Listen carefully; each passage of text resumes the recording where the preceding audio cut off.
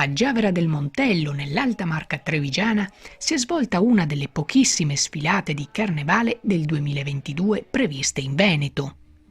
Una sfilata all'insegna dell'allegria, ma anche dell'attenzione, perché la pandemia non è finita. Distanziamento, mascherine e Green Pass rafforzato, le armi per tornare alla normalità. A sfilare dopo 2 anni di assenza dalle scene 10 gruppi allegorici provenienti dal Vicentino, dal Trevigiano e dal Veneziano. Il tempo sembra essersi fermato a quel febbraio del 2020, quando il Covid entrò a gamba tesa in Veneto proprio nel periodo del Carnevale.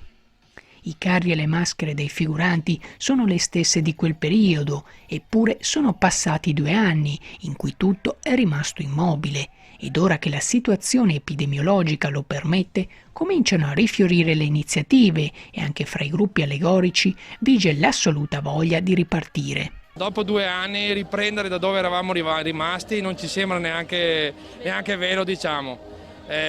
Poco una giornata di sole così, che speriamo sia un buon auspicio per le poche sfilate che sono state organizzate in Veneto in questo 2022. L'emozione è quella che comunque abbiamo riunito tutto il gruppo, siamo contenti, tutto il gruppo che avevamo nel 2020 ha riaderito per tornare, quindi per noi questa è la soddisfazione maggiore e adesso speriamo che questa pandemia vada via e iniziamo a divertirci veramente.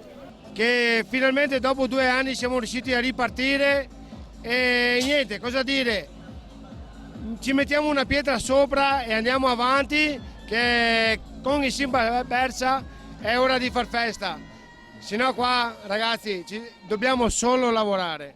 Allora oggi ci divertiamo e vai!